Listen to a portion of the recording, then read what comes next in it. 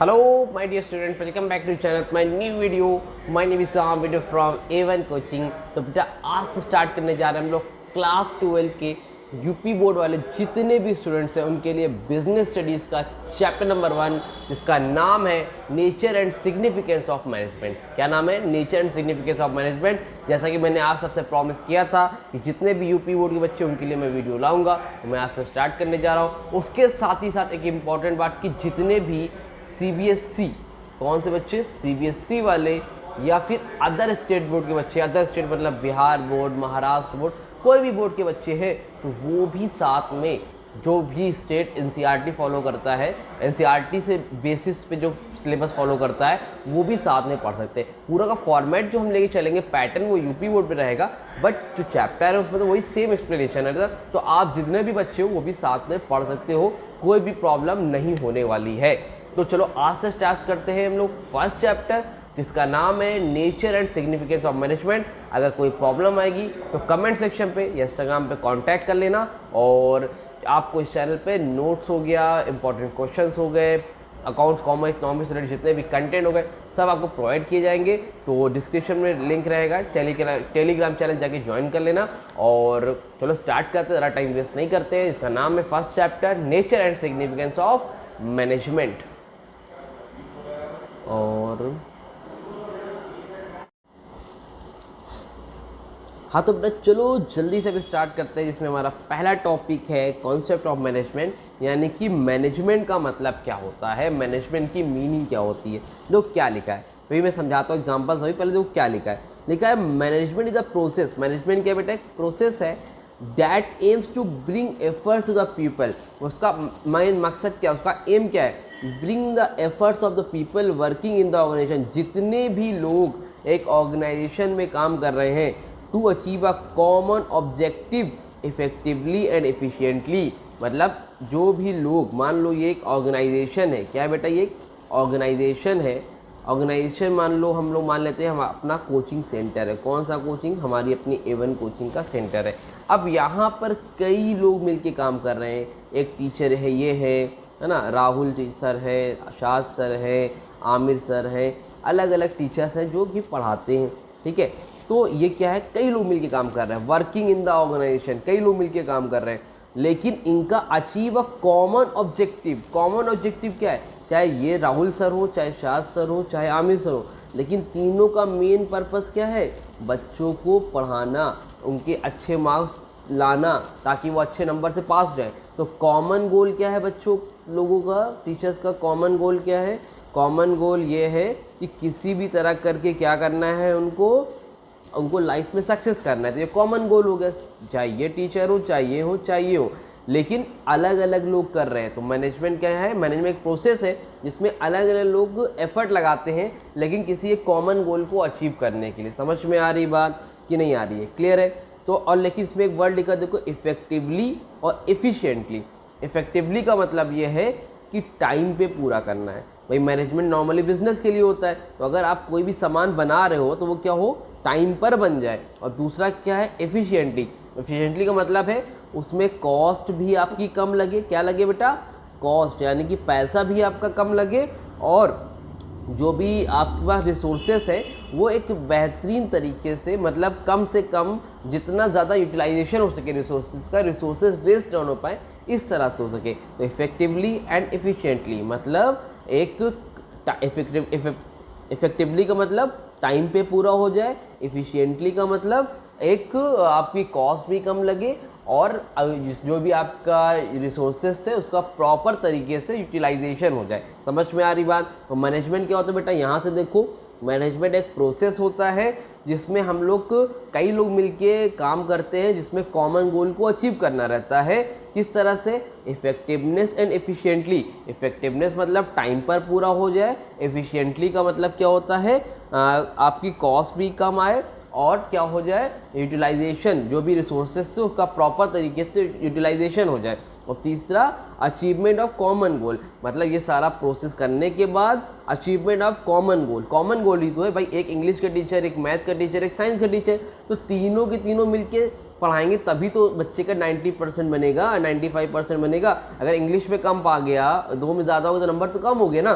तो common goal को achieve करने के लिए होता है, एक आदमी से काम नहीं चलेगा, जब सब लोग मिलके सही से काम करेंगे तो वो होगा। तो उसके लिए एक मैनेजर होता है, तो वो सारी चीज़ों को प्रॉपर तरीके से साथ में लेकर चलता है।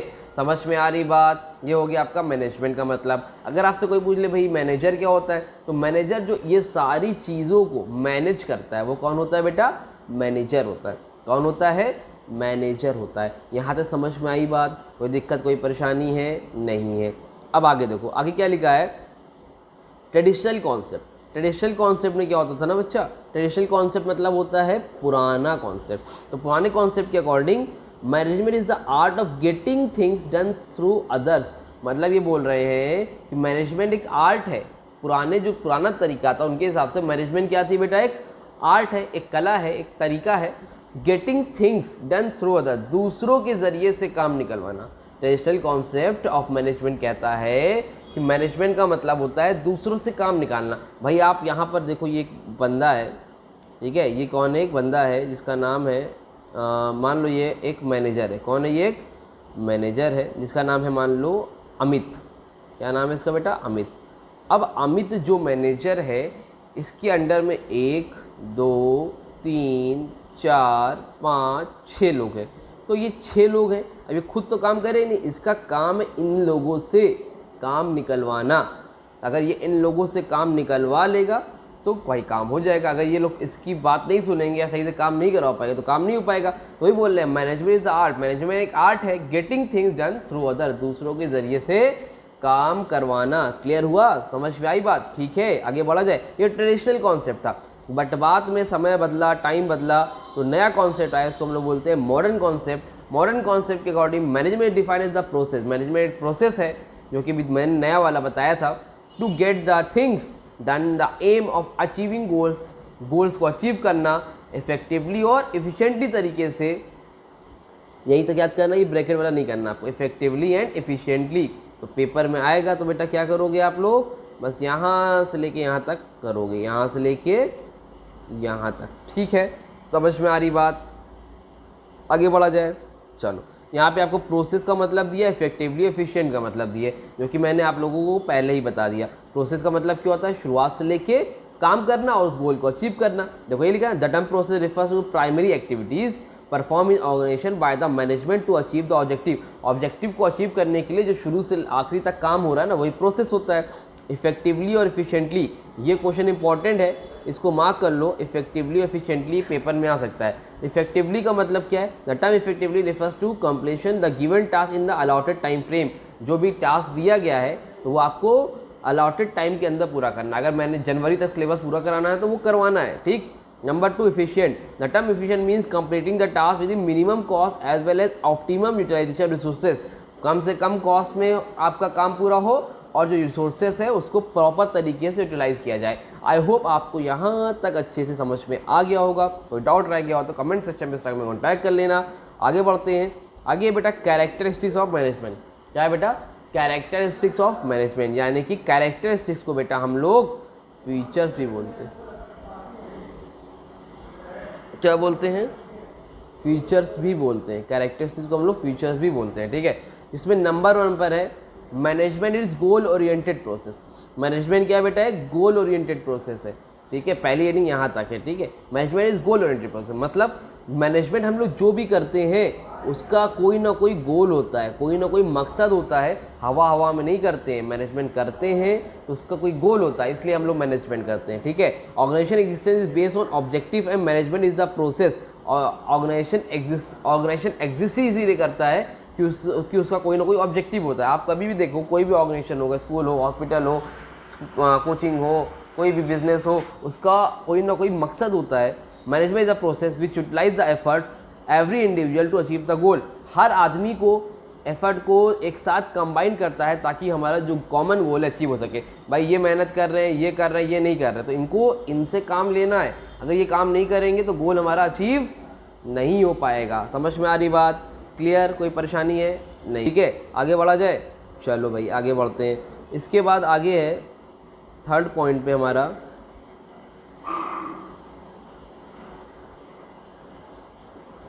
ठीक है, एक अब हो गया। अब दूसरा ऑब्जेक्टिव है मैनेजमेंट इज ऑल परवेसिव।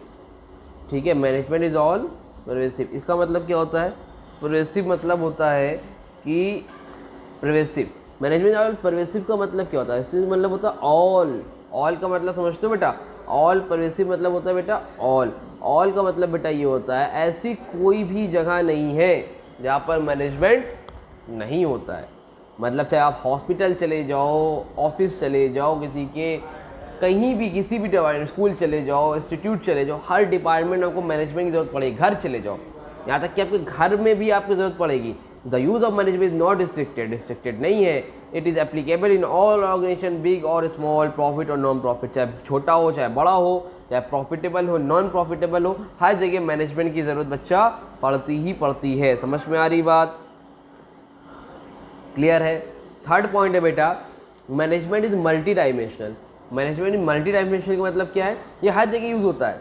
मतलब मैनेजमेंट ऑफ हाउस, हाउस का अलग, मैनेजमेंट ऑफ पीपल, लोगों को मैनेज करना अलग, मैनेजमेंट ऑफ ऑपरेशन, कोई आप फोर्स कोई टास्क पे निकले तो उसके लिए ऑफ मैनेजमेंट अलग। तो हर चीज़ों के लिए अलग अलग ऑफ मैनेजमेंट होता है। Number 4, management is a continuous process. Continuous process मतलब क्या होता है? मैनेजमेंट का जो प्रोसेस है वो कंटिन्यूअस चलता रहेगा, ये रुकेगा नहीं। आप लाइफ टाइम जब तक आप जिंदा रहोगे तो आपको कुछ ना कुछ हमेशा सीखने को मिलेगा। आज कुछ सीख रहे हो, ज़िंदगी में भी आप मैनेजमेंट करते रहोगे हमेशा। ठीक।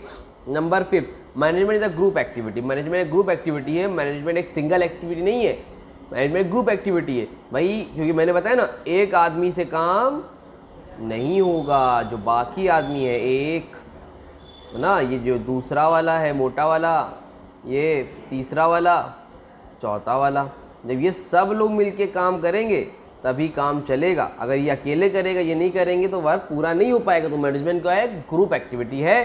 तो organisation is a collection of many individual, every individual contributes toward achieving the goal. 6 point पे management is intangible force. Intangible force का मतलब ये होता है कि मैनेजमेंट को आप छू नहीं सकते हो, टच नहीं कर सकते हो।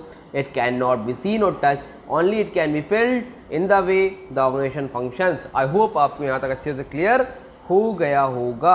आगे बढ़ते बेटा, आगे आपका जो अगला टॉपिक है वो है फंक्शंस ऑफ मैनेजमेंट। क्या है बेटा? Functions of management. तो फंक्शंस ऑफ मैनेजमेंट में जो बेटा है हमारा, फंक्शन ऑफ मैनेजमेंट होता क्या है? जो मैनेजमेंट के जो फंक्शंस होते हैं, देखो बेटा, उसमें सबसे पहले आता है प्लानिंग, ऑर्गेनाइजिंग, स्टाफिंग, डायरेक्टिंग और कंट्रोलिंग। ये जो 5 फंक्शंस है ना मैनेजमेंट के, ये 5 चैप्टर हैं आपको आगे मिलने वाले हैं। 5, 6, 7, 8, 9 लगातार ये 5 चैप्टर आपको मिलेंगे। तो इसको आपको ऑन डिटेल बहुत कायदे से पढ़ना है। इस चैप्टर में सिर्फ आपको इंट्रो दिया है। मैनेजमेंट आप जब करते हो तो उसमें 5 फंक्शंस आते हैं, 5 मतलब कार्य, मैनेजमेंट की जो 5 इंपॉर्टेंट कार्य है वो उसमें आते हैं, इंपॉर्टेंट वर्क। ठीक है, तो क्या क्या आता है बेटा? सबसे पहले आता है planning, organising, staffing, directing, controlling. आपको एक एग्जांपल समझाता हूँ, आपको पूरा का पूरा उसमें क्लियर हो जाएगा। ठीक है, देखो एक चीज़ समझो, प्लानिंग, आप क्या कर रहे हो? आप प्लानिंग कर रहे हो। प्लानिंग का मतलब ये है कि आप मान लो आप स्कूल, आपका बोर्ड एग्ज़ाम है, आपका जो बोर्ड एग्ज़ाम होगा बेटा वो कब होगा? अभी आपका मार्च में या फेब में होगा, फेब से मार्च में, चलो फेब में होगा। तो आपने प्लान किया कि अब की बार आपको बोर्ड एग्ज़ाम में 95% लाने हैं। ये आपका क्या है बेटा? प्लान, जो आप पहले से डिसाइड करते हो कि हाँ मैं ये करूँगा। ठीक। फिर आपने उसको ऑर्गेनाइजिंग, ऑर्गेनाइजिंग का मतलब क्या होता है? काम शुरू करने से पहले जो दुनिया भर का ताम झाम होता है, भाई आप 95% लाना है तो उसके लिए आपने कहा कि मैं एक लैंप लेके आऊँगा। क्या लाऊँगा? लैंप। टेबल लेके आऊँगा, है ना, कम अपना रूम, स्टडी रूम बनाऊँगा, टाइम टेबल सेट करूँगा। मतलब पढ़ना नहीं है, उससे पहले दुनिया भर की चीज़ें जो आप ऑर्गेनाइज़ कर रहे हो कि ये करने के लिए 95% लाने के लिए मुझे इन चीज़ों की ज़रूरत पड़ने वाली। हालांकि ज़रूरत नहीं पड़ेगी, लेकिन अब ये एक तरीका है भाई। तो आप क्या करोगे? ऑर्गेनाइज़ करोगे कि मुझे ये टेबल चाहिए, ये वाली चेयर चाहिए, मुझे लैम्प चाहिए, मुझे ऐसा चाहिए, ये नोट्स चाहिए, वो नोट्स चाहिए। तो आपने सारी चीज़ों को क्या कर लिया भाई? ऑर्गेनाइज़ कर लिया। फिर आपने सारी चीज़ों की यहाँ पर पहले प्लान किया 95%, फिर आपने क्या क्या चीज़ों को ऑर्गेनाइज़ किया। अगला काम क्या भैया आप लोग का? स्टाफिंग। स्टाफिंग का मतलब क्या होता है? स्टाफिंग का मतलब ये होता है कि हाँ 95% लाना है, सारी चीज़ों का बंदोबस्त हो गया ऑर्गेनाइजिंग में। स्टाफिंग में किससे पढ़ें? भाई किससे पढ़ें, उतने ढेर सारे टीचर हैं। ऑफलाइन पढ़ें कि हम लोग ऑनलाइन पढ़ें, ऑनलाइन में आमिर सर से पढ़ें, A1 कोचिंग में पढ़ें कि बहुत से टीचर्स उनसे पढ़ें, किससे पढ़ें, क्या करें, स्टाफिंग आप ये डिसाइड करो। फिर आपका यहाँ से मेन प्रोसेस स्टार्ट होता है डायरेक्टिंग। भाई आपने क्या किया, काम को स्टार्ट कर दिया, आप काम कैसे कर रहे हो, जहाँ यहाँ तक आपने सिर्फ प्लान किया, फिर आपने ऑर्गेनाइजिंग किया, फिर आपने स्टाफिंग किया, आपने प्लान किया 95% लाना है, आपने ऑर्गेनाइज़ किया कि भाई आपको ये सारी चीज़ें चाहिए, फिर आपने स्टाफिंग किया, किससे पढ़ना है, ऑफलाइन पढ़ना है कि ऑनलाइन पढ़ना है, फिर आपने डायरेक्टिंग का मतलब हुआ कि आपने वर्क स्टार्ट किया कि देखा कि सही सही के तरीके से काम हो रहा है कि नहीं हो रहा है। और लास्ट में होता है बेटा आपका कंट्रोलिंग। कंट्रोलिंग का मतलब ये होता है कि कंट्रोलिंग का मतलब कंट्रोल करना नहीं होता है यहाँ पर। कंट्रोलिंग का मतलब ये होता है कि आपने जो प्लान में स्टार्टिंग में जो आपने अभी सितंबर के मंथ में सोचा था और आपने क्या अचीव किया, मान लो आपने 90% अचीव किया कंट्रोलिंग, ठीक है, तो आपने गोल क्या बनाया था 95%, आपका आया कितना 90%। तो आप देखोगे, कंपेयर करोगे कि आपने जो यहाँ पर सोचा था प्लानिंग में और जो यहाँ पे आपने अचीव किया उसके बीच में क्या डिफरेंस रह गया, ऐसा क्या हो गया, उसको आप क्या बोलते हैं कंट्रोलिंग। मतलब दोनों को कंपेयर करना, आपने जो प्लान बनाया था और जो आपने अचीव किया उन दोनों के बीच में कंपेयर करने को हम लोग क्या बोलते हैं बेटा, कंट्रोलिंग बोलते हैं। तो ये डिटेल में बहुत पढ़ना है, इसमें शॉर्ट्स में बोले फंक्शन ऑफ मैनेजमेंट, तो सब आप पढ़ के ये जो पाँचों मैंने बताए हैं इसको याद करके, इसकी दो मीनिंग याद करके आप लोग जाओगे और पेपर में लिख के आओगे। और बुकिश लैंग्वेज में भी देख लेते हैं। प्लानिंग का मतलब है planning the process of setting goals. Planning एक प्रोसेस जिसमें आप गोल सेट करते हो and objective and formulating a strategy, इसमें आप स्ट्रेटजी बनाते हो, गोल सेट करते हो। ये बताया ना 95% का गोल सेट किए हो, to action plan to achieve it, इसको अचीव करने के लिए, ठीक। Number 2 organising. Organise the process establishing authority and responsibility relationship, it involve assign task to individual and allocated resources for the same. जो भी रिसोर्सेज चाहिए उन सारी चीज़ों के लिए उन रिसोर्सेज का अवेलेबल करते हो और जिनको जो अथॉरिटी देते हो उनको वो आप दे देते हो, ठीक है। उसके बाद बेटा आपका आगे है 4th स्टेप, आपको पता ही है बेटा क्या है, स्टाफिंग। क्या है आपका 3rd स्टेप, क्या आपका स्टाफिंग। स्टाफिंग का मतलब आपको कौन सा आदमी चाहिए। Staffing the process placing the right person on the right job. भाई जो पर्सन जिस काम में बेस्ट है उसको वहाँ पर लगाओ। कोई कॉमर्स का टीचर है तो उसको साइंस में मत लगा दो, कॉमर्स का टीचर है तो कॉमर्स में जाए, साइंस वाला साइंस में जाए। कोई इंसान प्रोडक्शन में काम अच्छा करता है तो सेल्स में मत लगाओ, कोई मार्केटिंग काम अच्छा करता है उसको मार्केटिंग में लगाओ, ना कि फाइनेंस में। मतलब जो जिस काम में बंदा एक्सपर्ट है उसको वो काम देना चाहिए। तो starting the process of placing the right person on the right job at the right time, ये यार लिख लेना, ये लाइन आपको फुल मार्क्स मिलेंगे। फिर क्या है directing. Directing refer to the process of leading, influencing and motivating the individual working the mission to complete the assign task effectively and efficiently. Directing का मतलब होता है ये प्रोसेस है, स्टार्ट हुआ तो आप लीड करो, उनको इन्फ्लुएंस करो, मोटिवेट करो। भाई ये बिजनेस के पॉइंट ऑफ व्यू होता है ना कि आप एक मैनेजर हो तो डायरेक्टर का काम होता है, एज अ डायरेक्टिंग फंक्शन होता है कि जो वहाँ पर वर्कर काम कर रहे हैं तो उनको मोटिवेट करना है हमें कि आप लोग काम करो इफेक्टिवली, एफिशिएंटली तरीके से, उनको मोटिवेट करो अलग अलग तरीके से ताकि वो काम अच्छे से करें। नंबर 5 पर है controlling. Controlling the process of keeping a check on the performance of the organisation and comparing with the standard set. बताया था ना मैंने कि आप कंपेयर करोगे कि आपने जो स्टैंडर्ड सेट किए थे उसको आप कितना अचीव कर पाए, इसको हम लोग बोलते हैं controlling. Also corrective action are taken, आप करेक्टिव एक्शन लोगे ताकि वो मिस्टेक दोबारा रिपीट ना होने पाए। आई होप आपको यहाँ तक अच्छे से समझ में आया होगा। आगे बढ़ते हैं बेटा, आगे है इंपॉर्टेंस ऑफ मैनेजमेंट।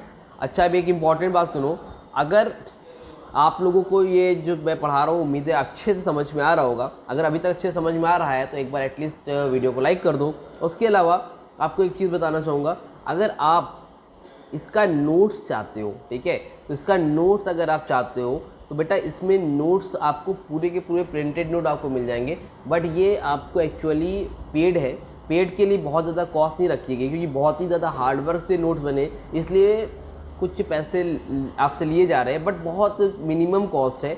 आपको पर चैप्टर आपको जस्ट 10 रुपीज़ पेड करने, पेड ओनली 10 रुपीज़ पर चैप्टर। तो आपको जिस चैप्टर के भी नोट चाहिए होंगे आप मुझसे पर्सनली व्हाट्सएप नंबर मेरे 89572500 4-5 पर आप कांटेक्ट करके आप नोट्स मुझसे ले सकते हो। अच्छा हाँ, आपको सिर्फ इसमें नोट्स नहीं मिलेंगे, साथ ही साथ आपको इम्पॉर्टेंट क्वेश्चंस मिलेंगे, उसके साथ आपको जो है केस स्टडी मिलेगी, आपको इम्पॉर्टेंट MCQs मिलेंगे, ठीक है। तो इसमें आपको बहुत सी चीज़ें आपको मिलेगी जस्ट ओनली 10 रुपीज़। तो 10 रुपीज़ में पर चैप्टर, आपको 2 चैप्टर चाहिए होंगे, 20 रुपीज़ पेड करने होंगे। आप मुझसे व्हाट्सएप पे कांटेक्ट कर सकते हो, आपको वहाँ पर एक QR दिया जाएगा जिसमें आप मुझे पे करोगे तो आपको वो नोट्स मिल जाएंगे।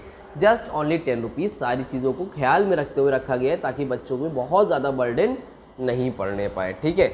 मिनिमम कॉस्ट है तो आप लोग ईजिली कर सकते हो। बाकी आप चाहो तो ऐसे भी नोट्स आपको दिख रहा है तो आप चाहो तो अपने कॉपी में, फेयर कॉपी में नोट भी कर सकते हो, तो उसका भी कोई इशू नहीं है, ठीक। तो आगे बढ़ते हैं। आगे इम्पॉर्टेंस ऑफ मैनेजमेंट क्या है बेटा? Importance of management. तो भैया मैनेजमेंट की इम्पॉर्टेंस क्या है, क्या इम्पॉर्टेंस है, चलो देखते हैं। नंबर 1 पर है बेटा इम्पॉर्टेंस ऑफ मैनेजमेंट में। भाई मैनेजमेंट है तो ज़रूरत तो ही है, क्या ज़रूरत है? Number 1, management help in achieving group goals. Management help करता है अचीव करने में ग्रुप गोल्स को। भाई एक आदमी का गोल तो है नहीं मैनेजमेंट, कई लोगों का काम है, तो मैनेजमेंट उसमें आपकी हेल्प करेगा। किसमें? ग्रुप के गोल्स को अचीव करने में। किसमें बेटा? सारे लोगों के जो गोल है उनको अचीव करने में हेल्प करता है। Management creates teams and coordinate. Management क्या करता है? क्रिएट करता है टीम क्रिएट करता है। कोऑर्डिनेशन, लोगों के बीच में कोऑर्डिनेशन का मतलब होता है, कोऑर्डिनेट का मतलब लोगों में एक साथ मिल के काम करना। With individuals to achieve individual goals along with organisation. भाई एक आदमी का भी गोल अचीव हो जाएगा, सबका गोल अचीव हो जाएगा। इंक्रीज एफिशिएंसी, कार्य करने की क्षमता को आप बढ़ाता है। Management increase efficiency by using resources and the best possible manner to reduce cost and increase productivity को बढ़ाता है और आपके काम करने की क्षमता को भी बढ़ाता है। यहाँ तक क्लियर है? चलो इसको मैं क्लियर करूँ तो बताऊँ आपको, ठीक है। नंबर 3 पर बेटा creates dynamic organisation. Dynamic organisation का मतलब है, डायनेमिक मतलब होता है टाइम के साथ चेंज होना, हमेशा एक जैसा नहीं रहेगा। तो management help the employees, management help करता है एम्प्लॉइज़ की overcome their resistance to change and adopt at पर चेंजिंग सिचुएशन। जो सिचुएशन चेंज हो रही है, चीज़ें चेंज हो रही है, टेक्नोलॉजी में चेंज आ रहा है, तो उसमें मैनेजमेंट आपकी हेल्प करता है ताकि आप कंधे से कंधा मिला के दुनिया में चल सको और अपने अंदर चेंज ला सको और मार्केट में सर्वाइव कर सको, ग्रोथ ला सको और कॉम्पिटिटिव एज बना रहे। कंपटीशन में आप अपने नए नए लोगों से हारने ना पाओ, ठीक है भाई। नंबर 4 पे है achieving personal objective. Achieving personal objective का मतलब यहाँ पर यह है कि पर्सनल ऑब्जेक्टिव को अचीव करने में हेल्प करता है। भाई पर्सनल ऑब्जेक्टिव समझते हो? नहीं समझते हो? अभी समझाता हूँ। भाई ऑर्गेनाइजेशन का तो अचीव हो ही रहा है, साथ ही साथ हम लोग इंडिविजुअल भी तो काम कर रहे हैं। इंडिविजुअल समझते हो कि नहीं, अलग अलग, तो उनके गोल को भी अचीव करने में हेल्प करता है। Through motivation and leadership management helps the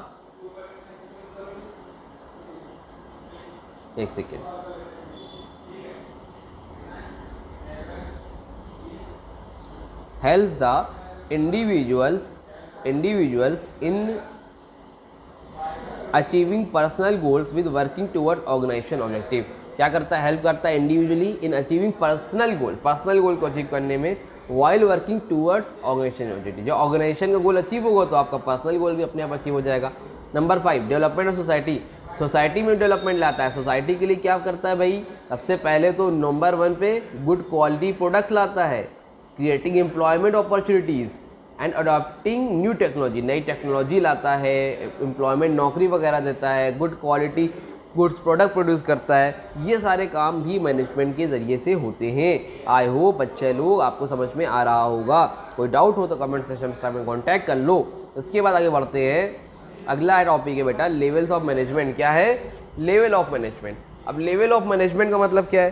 देखो अलग अलग लेवल होते हैं भाई मैनेजमेंट में। भाई सबसे बड़े होते हैं ना, पहले आपके CEO होंगे, ओनर्स होंगे, मालिक जो होंगे वो आपके टॉप मैनेजमेंट में आते हैं। मिडिल मैनेजमेंट में जो भाई अलग अलग डिपार्टमेंट के मैनेजर है वो आते हैं, और फिर ये फर्स्ट लाइन मैनेजर आते हैं इसमें अंदर, प्रोडक्शन मैनेजर, सेल्स मैनेजर, ये सब एग्जीक्यूटिव मैनेजर, ये सब आते हैं। तो टॉप मैनेजमेंट का मतलब जो पॉलिसी बनाते हैं, क्या करते हैं? पॉलिसी बनाते हैं, ठीक है। पॉलिसी। मिडिल मैनेजमेंट जो पॉलिसी को एग्जीक्यूट करवाने का काम करवाते हैं, इम्प्लीमेंट करते हैं, लोगों को जो आपके नीचे वाले उनको बताते हैं। और फर्स्ट लाइन मैनेजमेंट यानी कि इसको आप लोअर लेवल मैनेजमेंट भी बोल सकते हो। इनका काम होता है जो लेबर है आपके अंडर में काम करते हैं, इनसे काम करवाना।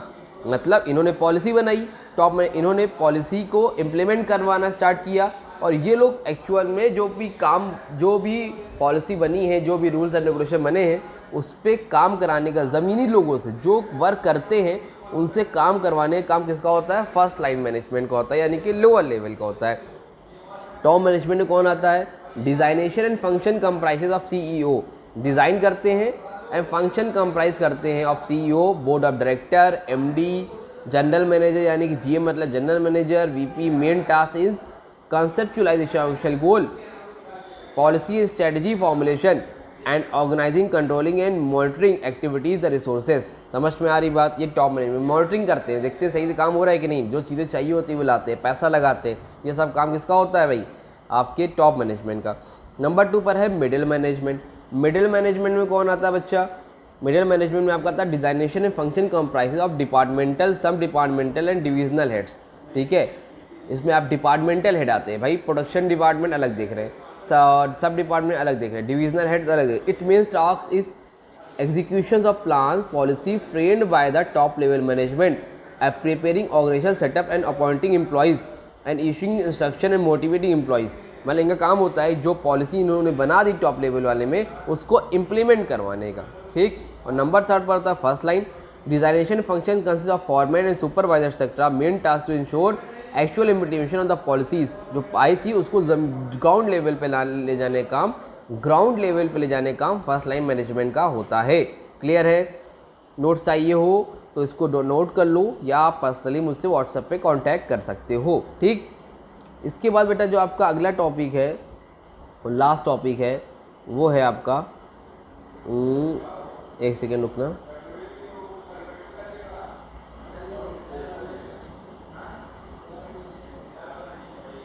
उसमें ऊपर नहीं आ रहा है, वो है आपका coordination is essence of management.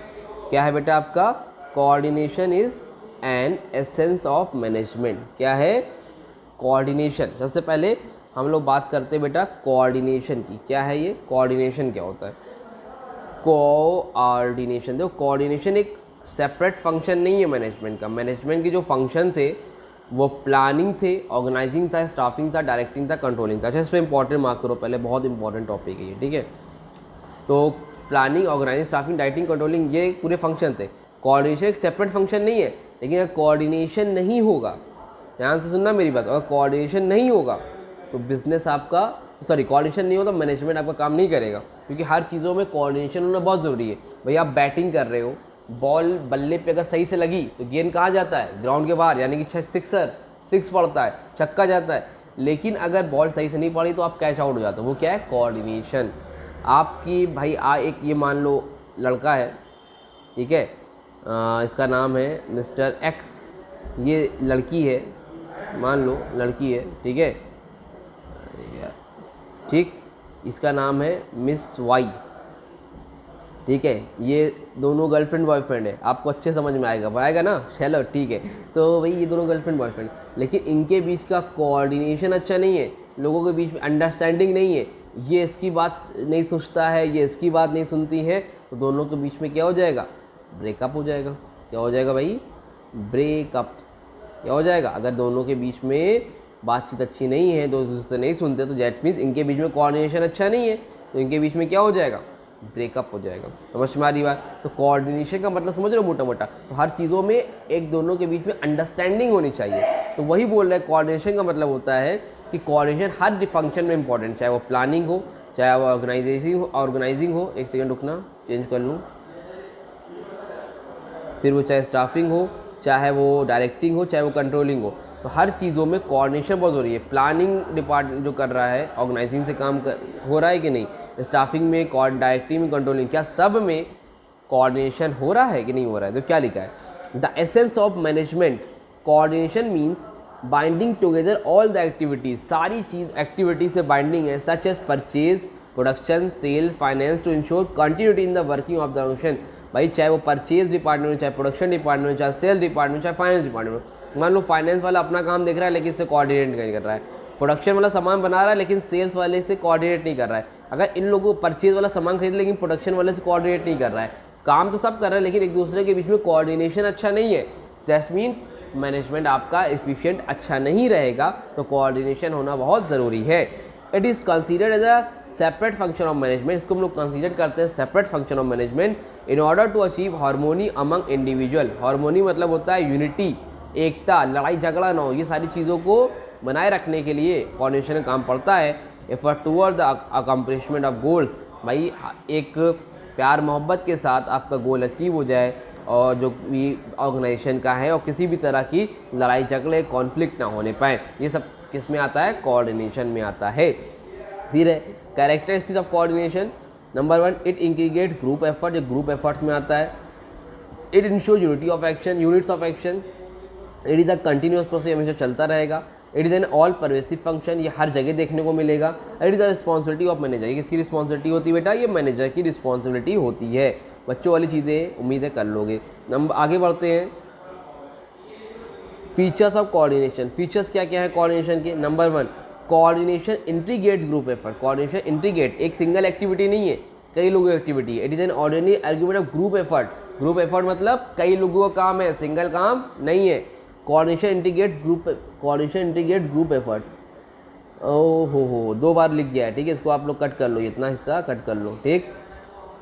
उसके बाद नंबर 3 पर है कोऑर्डिनेशन कॉन्टिन्यूस प्रोसेस। फीचर्स में नंबर 2 दूसरा फीचर है, 2 ही फीचर्स हैं। कोऑर्डिनेशन क्या है? एक कंटिन्यूस प्रोसेस है। क्या बार बताऊँ, ये हमेशा चलता रहेगा। आप जहाँ पर नहीं बन रहा है वहाँ पर से आप मैनेज कर सकते हो। It is never ending process, it needs और फेल्ट एट ऑल लेवल्स। हर जगह लेवल पर जरूरत पड़ती है, चाहे प्लानिंग करो, ऑर्गेनाइजिंग करो, टॉप लेवल हो, मिडिल लेवल हो, हर जगह कोऑर्डिनेशन की ज़रूरत पड़ी। जहाँ पे कोऑर्डिनेशन नहीं होगा या लाइफ में कोऑर्डिनेशन नहीं होगा तो काम खत्म हो जाएगा। समझ में आ रही बात? क्लियर है कि नहीं है? चलो आगे है, coordination is the responsibility of the all manager. I think syllabus में पार्ट में नहीं है, तब भी एक बार देखते हैं हम लोग। Coordination is the responsibility of all manager, सारे मैनेजर की रिस्पॉन्सिबिलिटी है क्या? कोऑर्डिनेशन, ठीक है। एक सेकेंड रुकना, देखो यहाँ पर एक चार्ट बना हुआ है, इसमें लिखा है कि आप देख सकते हो टीम वर्क तो होगा तो प्रॉफिट होगा, ऑर्गेनाइजेशन है, प्लानिंग है, सक्सेस है, ट्रेनिंग है, वर्क ग्रुप है, मीटिंग है, नेटवर्किंग है।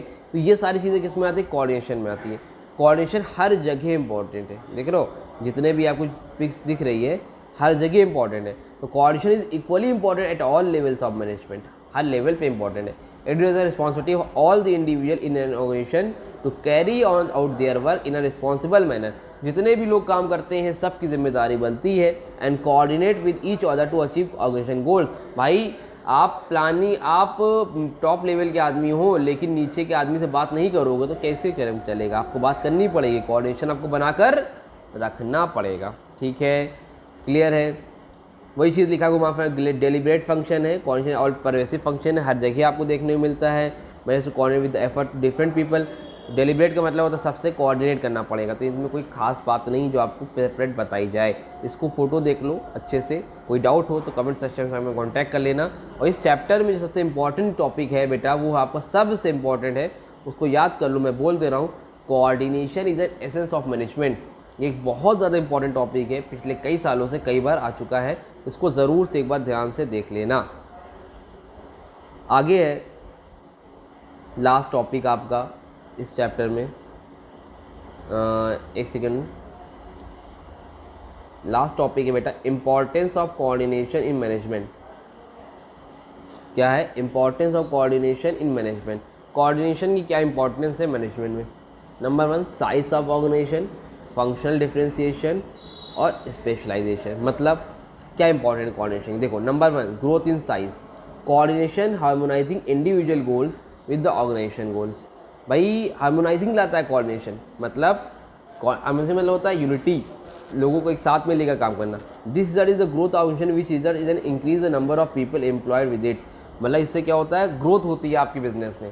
जैसे अगर आप हार्मोनी बना के रखोगे तो आपके बिजनेस में भी क्या होगा? ग्रोथ होगी और आप एक दिन बहुत बड़े बिजनेसमैन बनोगे भैया, ठीक है। Number 2, functional differentiation. The various department have their own objective policy and their own types of working, but to achieve objective coordination is important so as to think the activities of all department. Functional differentiation का मतलब ये है, देखो production वाले अपना अलग देख रहे हैं, ठीक है, सेल्स वाला अपना अलग देख रहा है, मार्केटिंग वाला काम अपना अलग देख रहा है, फाइनेंस वाला अपना काम अलग देख रहा है। ये सब को बता रहे ना style of working, but to achieve organisational objective. लेकिन जब हमें ऑर्गेनाइजेशन की बात होगी, जब हम ऑर्गेनाइजेशन के बारे में सोचेंगे, ये लोग अपने अपने बारे में सोच रहे हैं, लेकिन जब ऑर्गेनाइजेशन की बात आएगी तो सब लोग साथ में आएंगे। समझ में आ रही बात? With the help of coordination, specialisation. Coordination integrates all the specialist activity into collective effort. Coordination क्या करता है? इंटीग्रेट एक ऑल द स्पेशलिस्ट एक्टिविटी, जितनी भी स्पेशलिस्ट एक्टिविटीज़ है सबको इनटू अ कलेक्टिव एफर्ट, सबको एक साथ में लाने का काम करता है बच्चा। समझ में आ रही बात? क्लियर है? और इसी के साथ आपका चैप्टर हो गया बच्चा कंप्लीट। ये शॉर्ट में आपको चार्ट वगैरह दे रखा है, अगर आप नोट्स लोगे तो आपको उसमें ये चार्ट जो है आपको मिल जाएगा। ठीक है, तो नोट्स के लिए मैंने आपको पहले ही आपको कॉन्टैक्ट नंबर पहले स्टार्टिंग में ही दे रखा है, एक बार फिर से लिख दे रहा हूँ। आपको अगर नोट्स चाहिए और उसमें आपको इस तरह से चार्ट और इम्पॉर्टेंट क्वेश्चन वगैरह सब मिल जाएंगे, चाहे वो यूपी बोर्ड का बच्चा हो, चाहे सीबीएसई बोर्ड का बच्चा हो, चाहे किसी अदर स्टेट का बच्चा हो, जहाँ पर एनसीईआरटी के बेसिस पे सिलेबस चल रहा है। मोबाइल नंबर है मेरा 8957250045। इस पर आप कांटेक्ट करके आप अपना नोट्स ले सकते हो। क्लियर है? उम्मीद करता हूँ वीडियो अच्छी लगी होगी। तो वीडियो अच्छी लगी वीडियो को लाइक करना, चैनल को सब्सक्राइब करना। ठीक है, तो एक सेकेंड रुकना बस।